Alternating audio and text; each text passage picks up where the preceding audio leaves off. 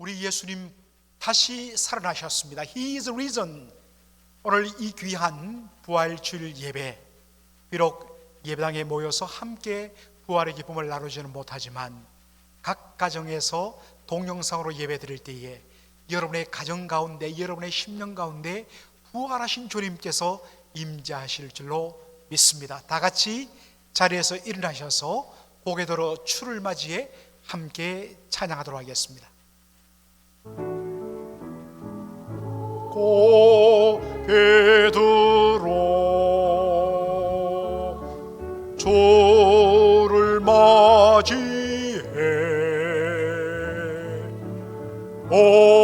엎드리어 경배하며 찬양.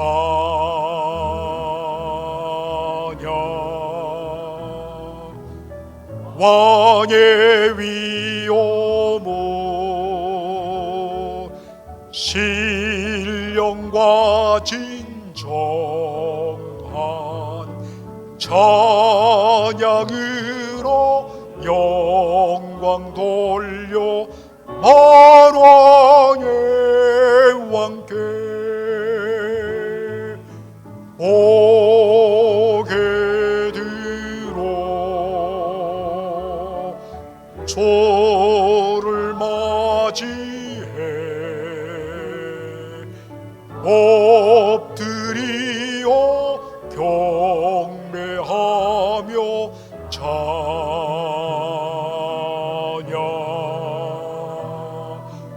왕의 위엄은 신령과 진정한 찬양으로 영광 돌려 만왕의 왕께.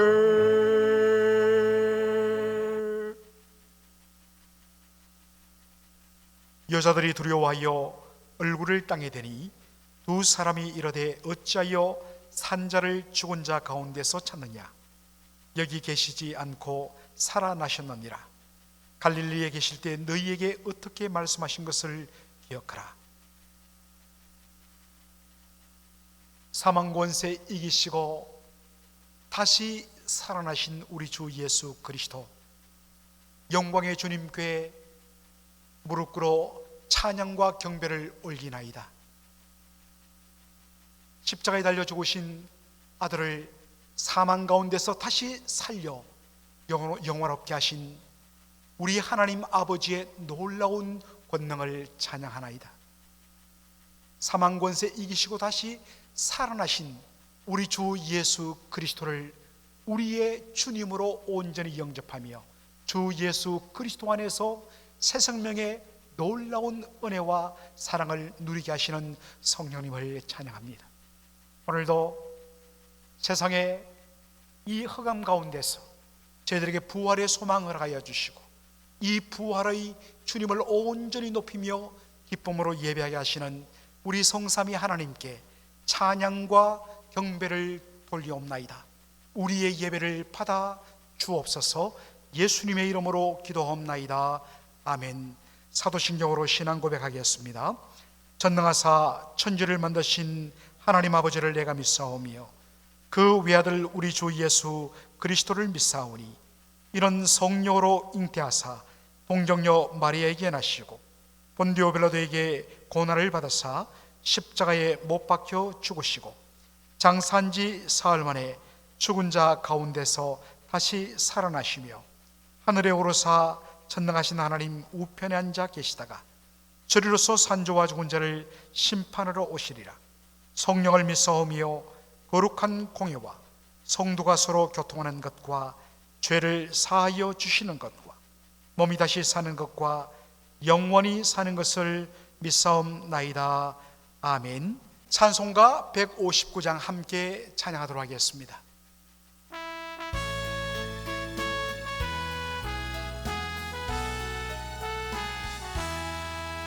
할렐루야 우리 예수 부활 성천하셨네. 세상 사람 찬양하니 천사와 답하도다. 구주 예수 부활하사 사망 권세 이겼네. 구주 예수 부활하사 사망 권세 이겼네. 할렐루야. 우리 예수 왕의 왕이 되시고 우리들의 중보 되시 성령 증거하시네. 구주 예수 부활하사 처음 열매 되셨네. 구주 예수 부활하사 처음 열매 되셨네. 할렐루야. 우리 예수 흠과 티가 없도다. 모든 속에 있는 주가 일으키시네. 구주 예수 부활하사 영광 주러 오시네. 구주 예수 부활하사 영광 주러 오시네. 다 함께 하나님 앞에 기도하도록 하겠습니다. 살아계신 우리 아버지 하나님, 지난 한 주일 동안도 주의 은혜와 사랑 가운데 저희들 지내게 하여 주셨다가 이 거룩한 주일, 특별히 우리 주 예수 그리스도의 부활의 영광이 찬란한 이 아침에 저희들로 하나님을 예배하며 찬송하게 하여 주시니 감사합니다. 온 세상은 코로나 바이러스 사태로 말미암아 혼란과 어둠과 두려움과 그리고 사망의 소식이 가득한 가운데 저희들 한 주간 보내었나이다. 그러나 주님, 저희들에게 부활의 소망을 주신 주님으로 말미암아 저희들 이 어둠에서, 이 두려움에서 벗어나게 하여 주시고 주님 앞에 담대하게 믿음으로 서게 하여 주시니 감사를 드립니다. 그 어떤 것도 우리 주님의 부활을 막을 수가 없었듯이, 또한 우리 주 예수 그리스도 이 땅의 영광 가운데 다시 오실 때에 우리를 지배하고 있던 모든 죽음의 그림자가 다 벗어나고 우리가 다 함께 부활하신 주님을 부활의 영광스러운 몸으로 다시 뵐 그날이 있음을 믿음으로 고백합니다. 사랑하는 우리 아버지 하나님, 우리 사랑하는 성도들 지난 한 주간도 건강하게 지켜주시고 우리 사랑하는 성도들의 모든 속한 권속들도 안전하게 지켜주심을 감사합니다. 아버지 하나님, 저희들 주님의 은혜 가운데 이렇게 건강한 한 주간을 보내었지만은 지금 전 세계적으로 특별히 미국 땅에 그리고 저 뉴욕과 뉴저지에 수많은 주요 인생들이 죽음의 고통 가운데 사랑하는 가족들을 잃고 지금도 죽음의 공포 속에 잠겨 있음을 저희들이 듣고 보나이다. 아버지 하나님, 그곳에 함께하여 주시고 위로하여 주시고 사망 권세 이기시고 부활하신 주님의 부활의 놀라운 은총이 그들 가운데 임하게 하여 주옵소서. 아버지 하나님, 그 어떤 것도 저희들을 죽음으로 뒤흔들 수 없음을 저희들 다시 한 번 더 확인하며 고백하며 주의 은혜 가운데 당하는 이 귀한 부활의 예배될 수 있도록 축복하여 주옵소서. 살아계신 우리 아버지 하나님,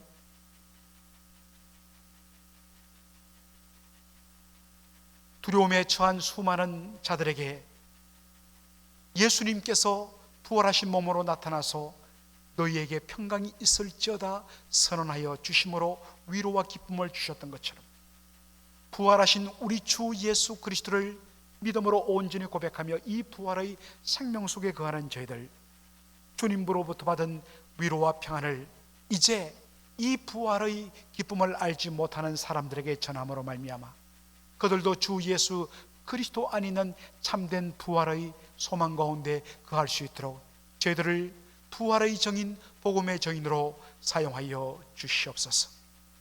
아버지 하나님, 언젠가 반드시 이 두려움을 주는 이 코로나 바이러스가 반드시 끝날 그날이 있음을 저희들이 믿음으로 확신하며 주님 앞에 함께 담대하게 기도로 선포하는 저희들 될 수 있도록 은혜를 다하여 주옵소서.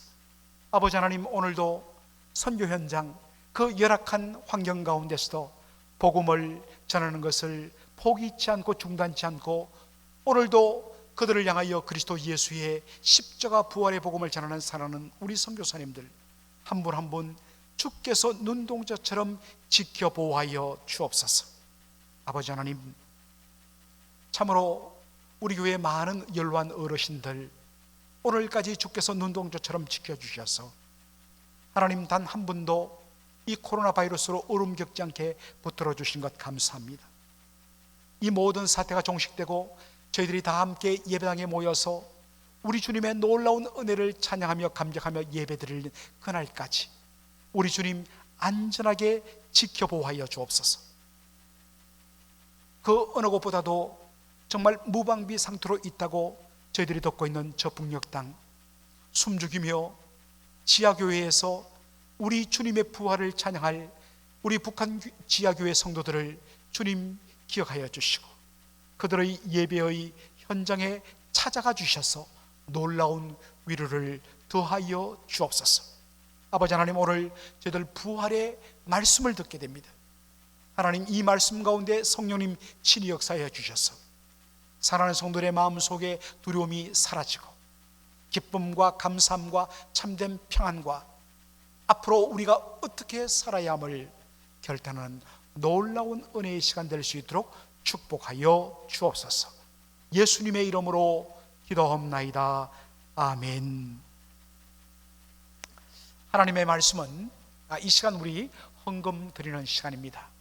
여러분들 각 가정에서 오늘 우리가 주님 앞에 부활의 기쁨을 감사로 드리는 부활 감사 예배, 감사 헌금, 그리고 아울러서 여러분의 주일 헌금, 또 11조 감사, 성교, 기타 여러분들 지정 헌금들 이 시간 봉투에 다 넣으시고 하나님 앞에 두 손으로 들어서 함께 우리 기도하도록 하겠습니다.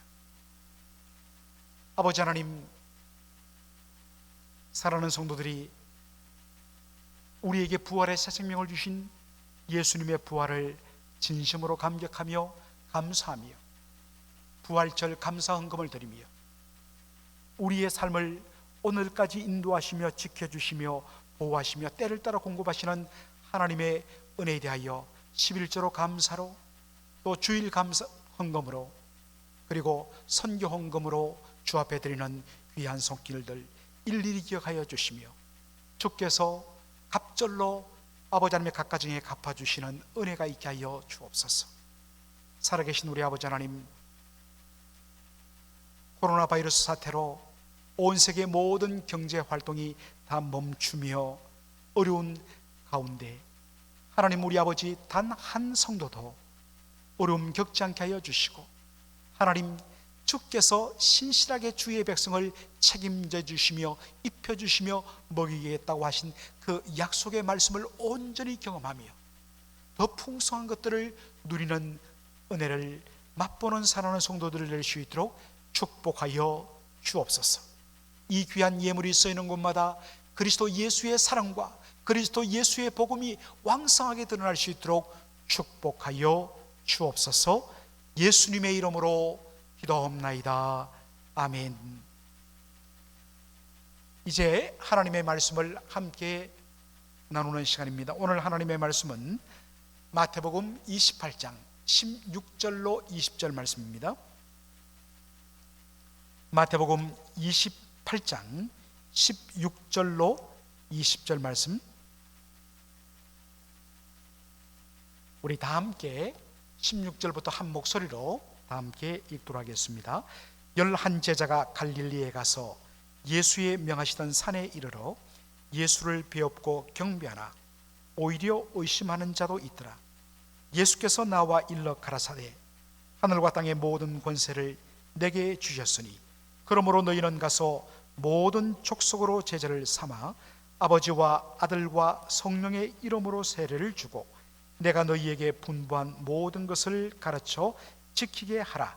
볼지어다 내가 세상 끝날까지 너희와 항상 함께 있으리라 하시니라. 아멘. 오늘 저는 마태복음 28장 16절로 20절을 가지고 예수님의 자신감이라는 말씀으로 은혜를 나누고자 합니다.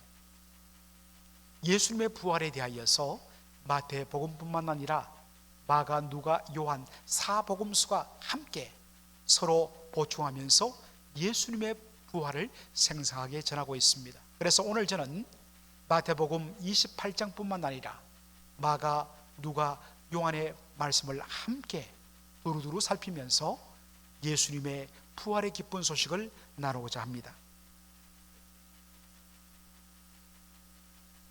수많은 성도들이 아마도 한평생 살아가면서 우리 예수님의 부활을 기뻐하며 예배하는 이 부활절 감사 예배를 예배당에서 드리지 못하고 동영상이라는 이 수단을 통하여서 각 가정에서 예배를 드리는 것은 아마도 처음일 것입니다. 그러나 우리는 분명한 확신이 있습니다. 부활하신 우리 주님은 어떠한 공간의 제약도 받지 않고 주의 이름을 부르며 주님의 부활을 기뻐하는 모든 성도들의 심령과 모인 곳, 그것이 어디든지 그곳에 임자여 그 예배를 기쁘게 받으신다는 사실입니다.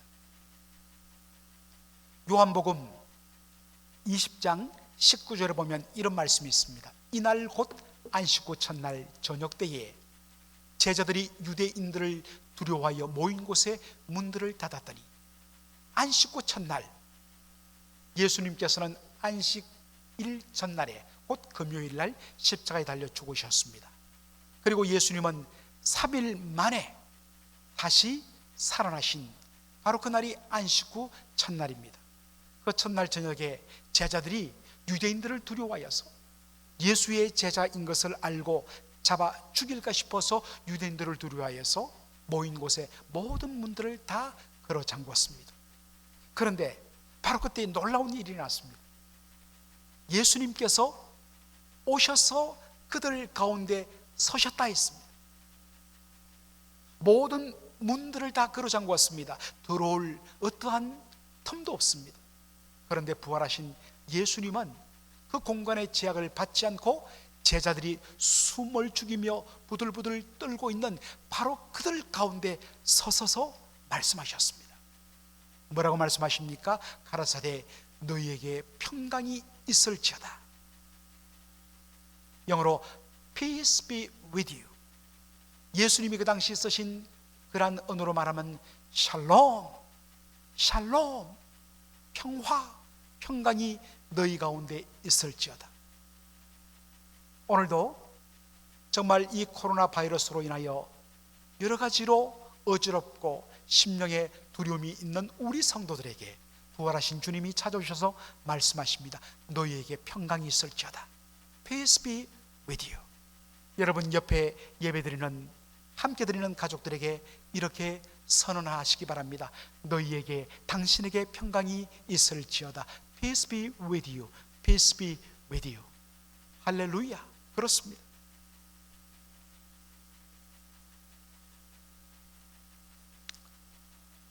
마태복음 28장 1절을 보면 안식구 첫날 예수님께서 부활하신 그날에 있었던 사건을 이렇게 소개합니다. 마태복음 28장 1절에 안식일이 다하여 가고 안식구 첫날 이 대리는 미명에, 안식구 첫날이라는 것은 오늘 우리식으로 말하면 바로 주일, 일요일을 말합니다. 안식구 첫날 미명에, 이런 새벽에, 캄캄한 새벽녘에 막달라 마리아와 다른 마리아가 무덤을 보려고 왔다 했습니다. 왜 이 여인들이 안식구 첫날 이런 새벽에 예수님의 무덤에 찾아왔을까요? 그 이유를 마가복음 16장 1절로 2절은 이렇게 알려줍니다. 안식일이 지남에 막달라 마리아와 야고보의 어머니 마리아와 또 살로메가 가서, 여기에는 예수님의 무덤을 찾아간 여인들을 좀 더 구체적으로 설명합니다. 이들 여인들이 왜 가느냐? 예수께 바르기 위하여 향품을 사다 두었다가 안식구 첫날 매우 일찍이 해 돋는 때에 그 무덤으로 갔다라고 설명하고 있습니다. 이 여인들이 왜 예수님의 무덤에 찾아갔다고요? 예수님의 몸에, 예수님의 죽은 시신 몸에 바르기 위하여 향품을 바르기 위하여 갔다 했습니다. 그 당시 유대인들의 풍습은 자신의 사랑하는 가족이나 존경하는 스승이 그렇게 세상을 떠났을 때에는 그 다음날 그들은 우리처럼 이렇게 땅에 매장하는 것이 아니라 바위를 파내고 그 굴을 만들어 그 속에 바로 시신을 안장하고 돌로 그 무덤문을 막았기 때문에 보통 그 다음날이면 시신이 이제 서서히 부패하며 냄새가 나게 되는데 무덤문을 열고 그 시신 안에 들어가서 시신의 몸에다가 향품을 바릅니다. 그래서 조금 부패하는 냄새가 덜 하도록 하기 위하여 그렇게 향품을 바르는 풍습이 있다는 것입니다. 그런데 예수님께서 십자가에 달려 돌아가시고 급하게 예수님을 모신 때는 바로 금요일 저녁이었습니다. 그리고 곧 안식일이 시작되었습니다.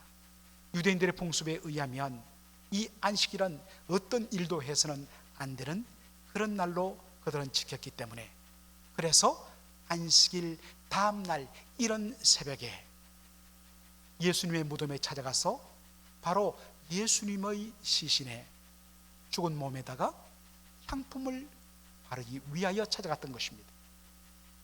그런데 이 여인들이 찾아가 보니까 어떤 일이 있었습니까? 예수님을 모신 그 무덤을 가로막고 있던 돌들이 굴러져 바로 그렇게 밀려나고, 그래서 이상히 여겨서 그 무덤 속으로 들어가 봤더니 깜짝 놀랐습니다. 흰옷을 입은 한 청년이 거기에 앉아 있는 것이었습니다. 이 흰옷을 입은 한 청년의 정체는 바로 천사였습니다. 천사를 보고 이 여인들이 깜짝 놀라 두려움에 떱니다. 그러자 천사가 뭐라고 이야기합니까? 16장 6절에 너희가 십자가에 못 박히신 나사렛 예수를 찾는구나. 그는 살아나셨고 여기 계시지 아니하니라. 왜 그렇습니까? 무덤은 죽은 자를 모시는 곳입니다. 그런데 예수님은 여기 있을 필요가 없는 것은 무엇 때문입니까? 예수님 사망 권세 이기시고 다시 살아나셨기 때문에 더 이상 무덤에 있을 필요가 없다는 것입니다. 같은 말씀을 기록한 누가복음 24장 5절로 6절에는 이런 말씀으로 더 극적으로 이야기합니다. 어찌하여 산자를 죽은 자 가운데서 찾느냐? 여기 계시지 않고 살아나셨느니라. Why do you looking for the living among the dead? 죽은 자를 어찌 왜 산자들 가운데서 찾느냐? 예수님 다시 살아나셨는데 너희들 왜 예수님을 죽은 자를 모시는 무덤에서 예수를 찾느냐라는 지적의 말씀인 것입니다. 예수님 다시 살아나셨기 때문에 여기 더 이상 계실 필요가 없다는 것입니다. 천사들이 여인들에게 이런 부탁의 말씀을 전합니다. 마가복음 16장 말씀을 다 같이 우리 보도록 하겠습니다. 가서 그의 제자들과 베드로에게 이르기를 예수께서 너희보다 먼저 갈릴리로 가시나니 전에 너희에게 말씀하신 대로 너희가 거기서 배우리라 하라 하는지라. 천사가 여인들에게 무엇을 전하라고 부탁합니까? 제자들에게 너희들은 가서 전하기를 예수께서 너희보다 먼저 갈릴리로 가시니까 너희들 거기서 만날 것이다. 이 말씀을 꼭 전해라고 이야기한 것입니다.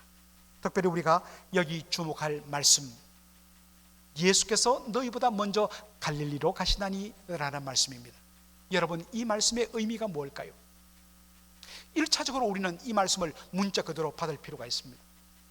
지금 예수님 부활하셔서 제자들보다 먼저 갈릴리로 가 계실 테니까 너희 제자들은 빨리 갈릴리로 가서 거기 계신 예수님을 만나라고 전해라. 이렇게 말씀을 이해하는 것 가장 좋은 방법입니다. 그런데 우리가 주목할 것은 바로 여기에 있는 너희보다 먼저 가시나니라는 이 말씀입니다. 너희보다 먼저 갈릴리로 가신다.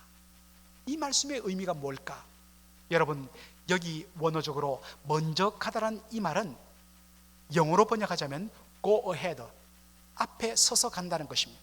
혹은 lead forth, 앞에 서서 lead, 이끌다, 인도하다 라는 단어입니다. 여러분, 이 먼저 가다, 즉 앞장서서 가면서 앞에서 인도하고 이끄는 이 단어는 어디에 쓰일까요?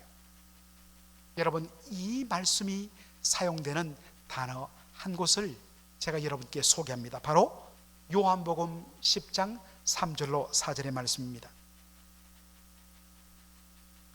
문지기는 그를 위하여 문을 열고 양은 그의 음성을 듣나니 그가 자기 양의 이름을 각각 불러 인도하여 내느니라. 자기 양을 다 내어놓은 후에 앞서가면 양들이 그의 음성을 아는 거로 따라오되. 그 유명한 요한복음 10장에 나오는 예수님의 목자와 양의 관계를 설명한 말씀입니다. 이것은 그 당시 이스라엘의 이 목축 문화를 조금 이해해야 이 말씀을 잘 이해할 필요가 있습니다. 그 당시에 목동들이 각자 자기 양을 들판으로 끌고 와서 풀을 먹인 후에는 마을로 다시 돌아오면 마을에 이 모든 양들을 함께 공동으로 보호하는 큰 그러한 울타리를 쳐놓은 그러한 보호소가 있었습니다. 그 보호소를 문지기가 지키면서 밤을 셉니다. 그리고 이런 아침이 되면 각각의 목자들이 그 문지기에게 찾아오면 문지기가 문을 열어줍니다. 그러면 그 우리 속에 있는 양들을 향하여 목자는 그 양들의 이름을 일일이 불러줍니다. 그러면 양들은 자신의 목자의 음성을 듣고 그 목자가 부르는 자신의 이름을 듣자마자 바로 양들은 하나씩 둘씩 그 목자 앞으로 나온다는 것입니다. 참 놀랍죠. 그러면 목자가 앞장을 섭니다. 그러면서 그들의 이름을 불러주면서 음성을 들려주면 그 양들은 자신의 목자의 음성을 듣고 그 음성을 따라 자기 목자를 따라서 목자가 가는 그 길을 따라서 따라 나가서 바로 풀밭으로 가서 풀을 먹고 그리고 시냇가에 가서 물을 마신다는 것입니다. 바로 이것을 그려주는 말씀이 요한복음 10장 3절로 4절입니다. 여기 목자가 앞서가면서 그들의 이름을 불러주고 음성을 들려주면 양들은 그의 음성을 아는 거로 그 목자를 어떻게 한다고요? Follow him, 따라간다는 것입니다. 따라서 여기 먼저 가다란 말은 바로 목자가 양들의 목자가 되어서 자기 양들을 책임지고 돌보며 보살핀다 할 때 쓰는 단어라는 것입니다. 이것이 앞서 가다란 말씀의 의미입니다. 여러분, 이런 의미가 담긴 말씀을 누구에게 전하라고 지금 하신다고요? 제자들에게 전하라는 것입니다. 여러분, 예수님의 제자는 어떠한 상태에 있었습니까? 그들은 예수님을 배신하고 모두 다 예수님을 버리고 도망했던 실패한 자들이었습니다. 그런데 예수님이 이들에게 무슨 말씀을 하셨다고요? 내가 너희보다 앞서 가 있겠다 전하라. 여러분, 앞서 가 있겠다는 말은 무슨 의미라고 그랬죠? 내가 너희의 목자가 되겠다는 말씀입니다. 이 말씀은 내가 너희를 다시 내 양으로 삼겠다는 말씀입니다. 이 말씀에는 내가 너희들의 목자가 되어서 너희들을 끝까지 책임지고 너희들을 지키겠다는 말씀입니다.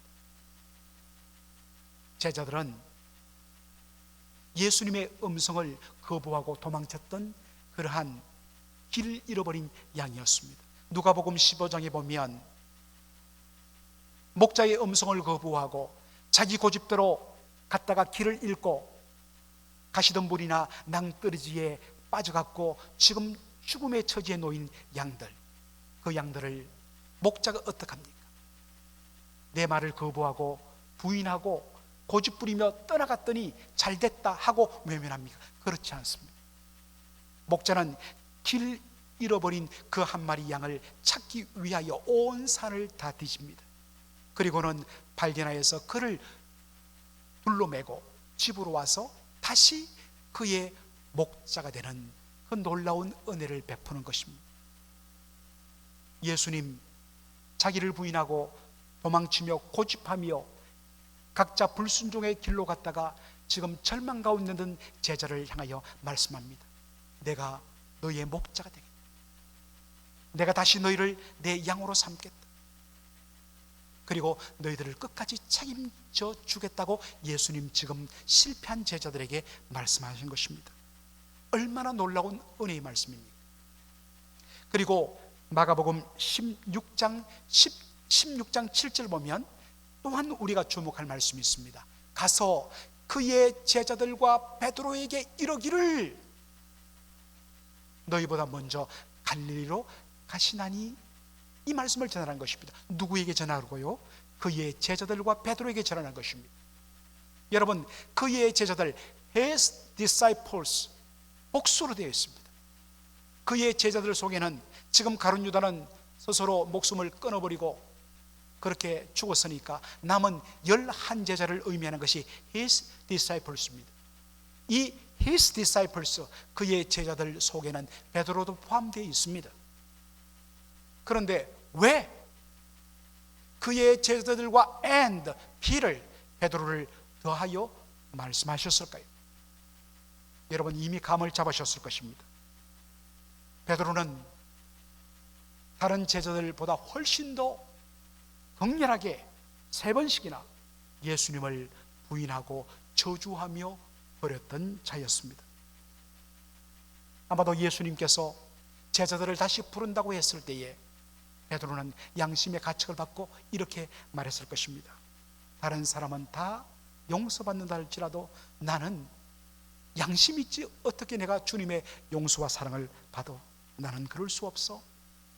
누구보다도 더 양심의 가책 속에 고통을 받았을 사람이 베드로라는 것을 예수님 너무나 잘 아셨어요. 그래서 예수님은 그의 제자들 플러스 베드로를 꼭 언급하여 말하라고 이야기합니다. 너는 제자들과 특별히 베드로에게 꼭 이야기를 전해라. 예수님이 너희보다 먼저 갈릴리로 가신다. 예수님이 너희의 목자가 되어 주시겠다고 얘기한다. 다시 너희들을 예수님의 양으로 삼아 주신다고 말씀한다. 그러니 제자들, 그리고 특별히 베드로, 꼭 이 말씀 기억해라. 얼마나 놀라운 주님의 은혜와 사랑인지 모릅니다. 더군다나 마태복음 28장 10절에 보면 예수님의 이 말씀에 우리의 귀를 기울일 필요가 있습니다. 예수님 여인들에게 말씀합니다. 너희는 가서 내 형제들에게 갈릴리로 가라 하라. 거기서 나를 보리라 하시니라. 똑같은 말씀을 하시는데 여기는 특별히 제자가 아닌 내 형제들에게 라는 말씀을 씁니다. 예수님은 자기를 부인하고 도망친 실패한 제자들을 다시 불러 제자 삼으시고 사명 주시는 그것으로 끝나는 것이 아니라 그들을 제자에서 이제 형제로 격상시키. 여러분, 유대인들의 개념에서 형제는 무엇입니까? 아버지의 모든 유산들을 자신과 똑같이 동등하게 상속할 상속자라는 의미가 들어있습니다. 예수님은 제자들을 이제는 단순히 자기가 마음대로 부리는 그러한 제자의 정도에서 머물게 하는 것이 아니라 아버지 하나님께서 주실 그 모든 하늘의 영광을 함께 누릴 상속자의 지위로 바로 제자들을 높여주시겠다 말씀하는 것입니다. 그래서 내 형제들이라고 말씀하십니다. 얼마나 놀라운 사랑인지 모릅니다. 그런데 문제는 우리 주님께서 이토록 그들의 목자가 되어주시고 그들에게 다시 사명을 주시고 그들을 형제의 신분으로 격상시켜 줌에도 불구하고 예수님 앞에 놓은 제자들의 모습은 어떠했습니까? 그것을 보여주는 것이 오늘 저희와 여러분이 함께 읽은 마태복음 28장 16절로 17절에 나옵니다. 11 제자가 갈릴리에 가서 예수의 명하시는 산에 이르러 예수를 배웠고 경배하나 오히려 의심하는 자도 있더라. 여러분, 특별히 11 제자라는 이 단어에 주목할 필요가 있습니다. 마태는 이 말씀을 기록하며 의도적으로 11 제자란 단어를 씁니다. 원래는 몇 명이었습니까? 12 제자였습니다. 완전체 12 제자. 그런데 지금 11 제자입니다. 왜요? 그 중에 한 사람, 가룟 유다가 예수님을 부인하고 예수님을 팔아 넘겼기 때문입니다. 그러면 다른 남은 11 제자는 문제없는가? 정도의 차이가 있었을 뿐 그들도 동일하게 예수님을 부인하고 배반하고 예수님을 버리고 도망쳤던 제자들이었습니다. 그러므로 11 제자라는 이 말씀은 바로 실패한 제자 공동체를 의미하는 것입니다. 마치 전쟁에서 패하고 비참하게 돌아오는 패잔병의 모습과 동일한 표현이 11 제자 속에 들어있습니다.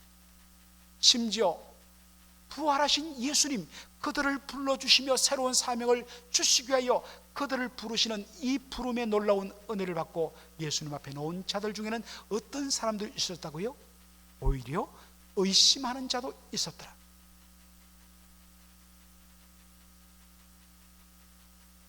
일차적으로 이 말씀을 이렇게 이해하는 것이 옳습니다.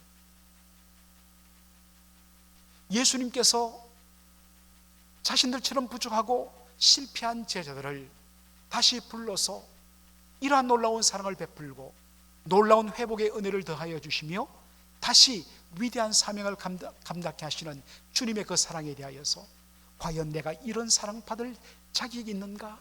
라는 그러한 의미에서 의심을 했다, 그렇게 이해해도 좋습니다. 그러나 저는 이 말씀의 문맥을 따라서 아직도 그들 가운데는 예수님의 부활을 의심하는 자도 있었다, 이렇게 보아도 무방하다고 생각합니다. 11 제자, 실패한 패잔병의 모습입니다. 더군다나 예수님의 부활, 예수님의 그리고 그 놀라운 사랑을 의심하는 자들도 있었습니다. 그런데 이런 자들에게 예수님이 주신 말씀이 무엇입니까? 우리가 잘 아는 마태복음 28장 19절로 20절의 말씀입니다. 여러분 모두가 다 암송하실 수 있는 말씀. 그러므로 너희는 가서 모든 족속으로 제자를 삼아 아버지와 아들과 성령의 이름으로 세를 주고 내가 너희에게 분부한 모든 것을 가르쳐 지키게 하라. 볼지어다 내가 세상 끝날까지 너희와 항상 함께 있으리라 하시니라. 여러분, 이 마태복음 28장 19절로 20절의 말씀을 일명 무엇이라고 우리가 부릅니까? 예수님의 지상 대명령, Great Commission, 가장 위대한 사명, 지상 대명령이라고 우리는 부릅니다. 여러분, 우리 주님의 위대한 명령, 지상 대명령, Great Commission과 실패한 패잔병 같은 11 제자, 그리고 그것도 의심하는 자들, 도무지 서로 맞지 않는 그림처럼 보입니다.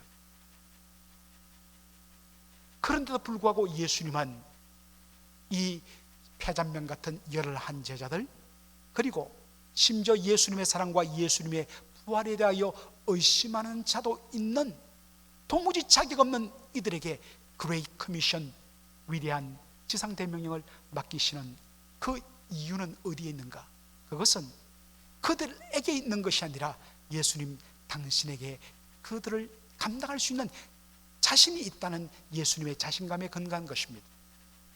그것을 보여주는 것이 마태복음 28장 18절의 말씀입니다. 예수께서 나와 일러 가라사대 하늘과 땅의 모든 권세를 내게 주셨으니, 하나님 아버지께서 부활하신 예수님께 하늘과 땅의 모든 권세를 주셨기 때문에 이 권세로 내가 너희들을 쓰겠다는 것입니다.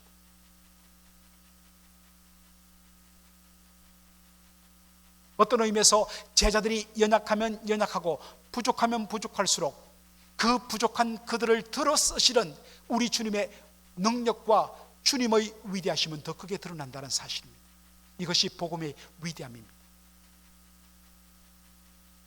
기독교의 위대함은 어떤 특별한 사람의 특별한 능력과 어떤 면에서는 이적과 은사에 있지 않습니다. 어떤 한 교단이나 교회의 크기와 많은 사람들과 맨파워와 그 맨파워로 인하여 행하는 수많은 사업들, 이것이 기독교를 기독교되지 않게 합니다. 진짜 기독교를 기독교답게 만드는 것은 이렇게 연약함에도 불구하고, 이렇게 부족함에도 불구하고 주께서 이들을 들어 사용하사 놀랍게 일하시는 그 주님의 권능, 주님의 권세에 있는 것입니다. 이것이 바로 기독교 복음의 위대함입니다. 제자들의 부족함은 도리어 주님의 위대하심을 더 드러내는, 돋보이게 하는 도구가 된다는 것입니다. 예수님께서는 제자들에게 이렇게 약속하십니다. 볼지어다 내가 세상 끝날까지 너희와 항상 함께 있으리라 하시니라. 제자들은 약합니다. 제자들은 못났습니다. 그렇지만 우리 주님께서 그들과 항상 함께 하신다면, 주님께서 그들의 편이 되신다면, 그리고 주님께서 그들을 위하여 친히 싸우신다면 그 누가 이 제자들을 감당할 수 있겠는가 하는 것입니다. 이것이 제자들의 확신과 자신감입니다. 사랑하는 성도 여러분, 볼지어다 내가 세상 끝날까지 너희와 항상 함께 하겠다, 내가 너희의 편이 되어주겠다, 내가 너희를 위하여 싸우겠다는 이 말씀은 11 제자에게만 주신 말씀이 아니라 오고 오는 제자들의 복음을 통하여 주님의 백성되고 주님의 자녀되고 주님의 제자된 모든 주의 백성들에게 동일하게 적용되는 말씀입니다. 오늘 우리 주님은 이 말씀을 지금 예배드리는 여러분에게 말씀하십니다. 내가 세상 끝날까지 너희와 항상 함께 있겠다 약속하시는 것입니다. 주님이 우리와 함께 하시면, 주님이 우리를 위하시면 그 누구도 우리를 감당할 수 없다는 이 사실. 요즘처럼 두려움이 임하고 공포가 찾아오는 이때에도 주님 바로 여러분에게 이 약속의 말씀을 주십니다. 내가 너희를 끝까지 지켜주겠다, 너희와 항상 함께 있겠다. 이 약속의 말씀으로 힘을 얻으시는 저와 여러분 되기를 주의 이름으로 축복합니다. 마지막으로 오늘 이 말씀을 우리가 함께 나누면서 이 말씀이 우리에게 주는 강력한 도전이 있습니다.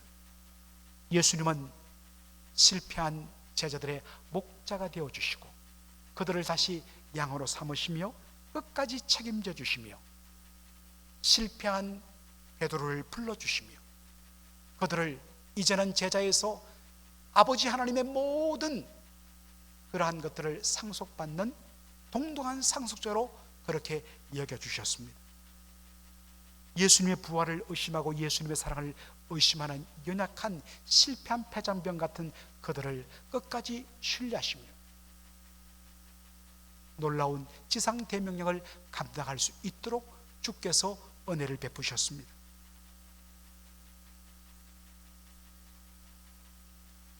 여러분, 우리에게도 부활하신 주님은 이와 같은 사랑을 베푸셔서 도무지 예수 믿을 수 없는 우리들을 주의 백성 삼으시고 이 놀라운 구원의 은혜를 베푸셨습니다. 오늘도 주님은 저와 여러분의 목자가 되어 주십니다. 이런 사랑을 받은 사람, 어떻게 이 받은 사랑에 대하여 마땅히 반응하는 것이 옳을까요? 그것은 실패하고 주님을 부정했던 제자들을 끝까지 용납하시며 품으시며 그들의 목자가 되신 주님의 이 사랑에 근거하여 우리도 연약하며 때로 우리를 아프게 했던 사람들을 향하여 용서와 관용과 품어줌과 오래 참음으로 우리는 그들을 대해야 할 것입니다. 혹여 그들이 양심에 찔려서 눈치를 보고 두려워할 때 괜찮아. 당신과 나는 하나님의 자녀요. 예수 그리스도 안에서 함께 형제요 자매지 않습니까? 그렇게 품어주는 이것이 부활하신 주님의 은혜를 경험한 성도의 마땅한 도리가 될 것입니다. 오늘 우리 주님의 부활하심을 기뻐하면서 예배를 드리시는 모든 우리 성도 한 분 한 분, 우리 주님 주시는 위로와 평강과 우리 주님의 목자 되신 그 놀라운 은혜, 세상 끝날까지 함께 주시는 그 놀라운 은혜를 누리면서 또한 이 받은 은혜의 감격으로 다른 사람들을 품어주고 용납해주고 관용해주는 아름다운 은혜가 여러분의 삶 속에 넘치기를 주님의 이름으로 축원합니다. 아멘. 기도하겠습니다. 아버지 하나님, 은혜와 사랑을 감사합니다.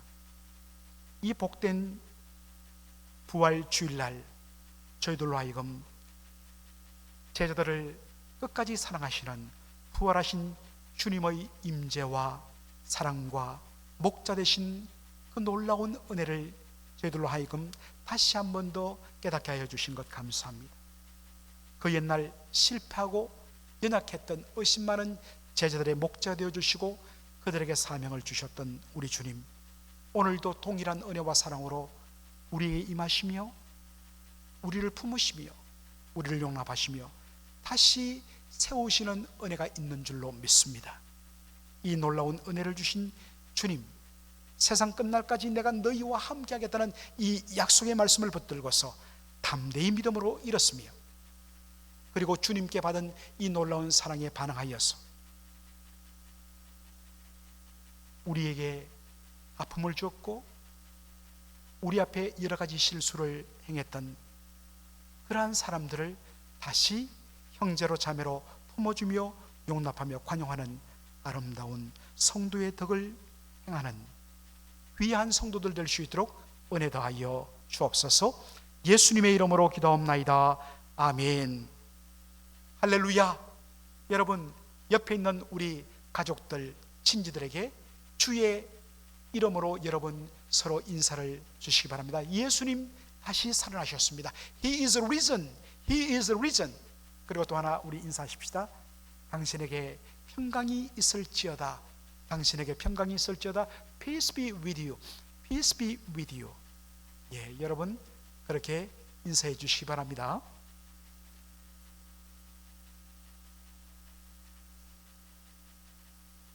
제가 몇 가지 광고를 드리도록 하겠습니다. 지난 한 주간 여러분들 우리가 특별 새벽 기도를 비록 새벽 기도회를 동영상을 통해서 그렇게 우리가 참여했지만 한 주간 여러분 말씀의 은혜 가운데 참으로 귀한 은혜를 많이 받았다고 하는 그러한 소식들을 제가 접했습니다. 다시 한 번 더 감사를 드리고, 또 이 주중에 모든 새벽 기도회 영상과 수요 예배, 또 굿프라이데이 서비스, 토요 새벽 기도회 영상, 참 한 주간 내내 작업안으로 수고해 주신 우리 권영 장로님께도 감사를 드립니다. 다음 주중에 수요 예배, 토요 새벽 기도회도 역시 여러분들 우리 교회 홈페이지 그리고 유튜브 채널 통해서 여러분들 늘 접하실 수 있습니다.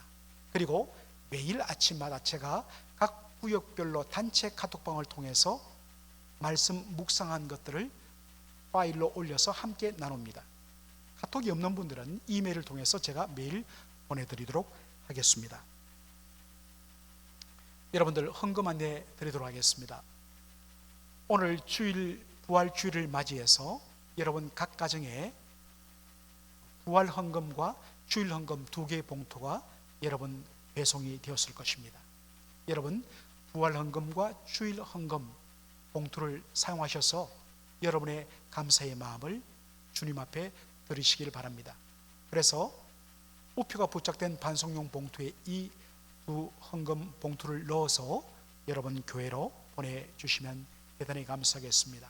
이렇게 어렵고 힘들 때 여러분 십시일반으로 여러분이 기도하며 헌신함으로 말미암아 저희 교회가 어려움을 자꾸 극복할 수 있도록 여러분 그렇게 함께 섬겨주시기 바랍니다.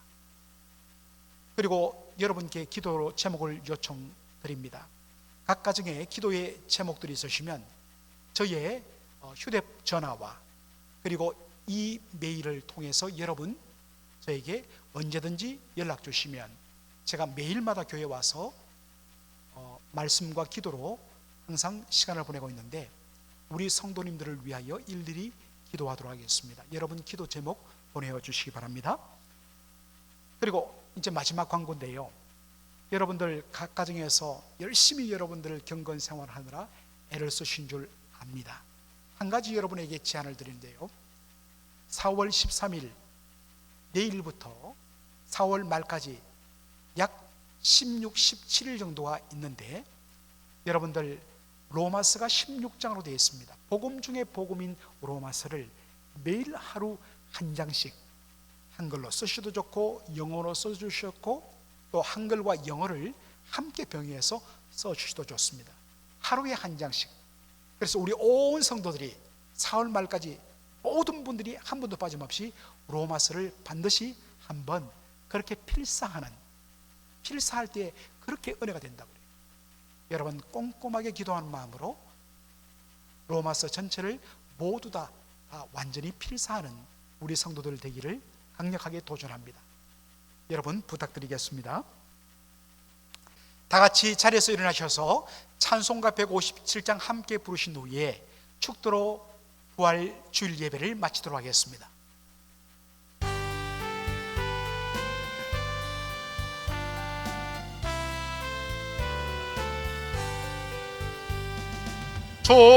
즐겁도다 이날 세세의 할마 사망 권세 깨고 하늘이 열려 죽은 자가 다시 살아나와서 생명의 주 예수 찬송하도다. 즐겁도다 이날 세세의 할 말 사망 권세 깨고 승리하셨네. 부활하신 주님 나타나시니 천지 만물 모두 새 옷 입었네. 거천만말하고 잎이 우거져 승리하신 주를 찬송하도다. 즐겁도다 이날 세세의 할 말 사망 권세 깨고 승리하셨네. 생명의 주 예수 조금 이기고 캄캄한 길 지나 다시 사셨네. 주의 말씀대로 이루어져서 사흘 만에 다시 살아나셨네.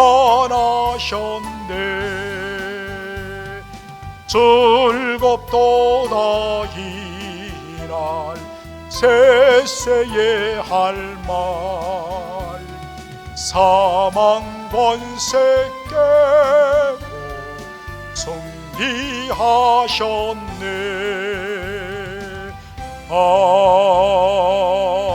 아멘. 우리 주 예수 그리스도의 은혜와 아버지 하나님의 놀라우신 사랑하심과 성령의 위로교통 충만 역사하심, 부활의 주님, 다시 우리의 목자가 되시는 주님, 우리를 끝까지 사랑하시며 우리와 세상 끝날까지 함께 하시는 우리 주님, 부활의 주님을 온전히 믿음으로 모시고 우리를 위하여 친히 싸우시는 주님, 그 놀라운 은혜와 사랑을 붙들고 세상 한가운데 나가 두려움에 떨고 있는 사람들에게 부활의 주님을 담대히 전하며 그들도 우리와 동일하게 주의 놀라운 은혜를 그렇게 가질 수 있도록 복음의 정인되며 믿음으로 살기 원하는 모든 사랑하는 우리 성도들 머리머리 위에, 우리 사랑하는 성도들의 모든 권속들, 가족들 위에 이제로 영원토록 함께 있을지어다. 아멘.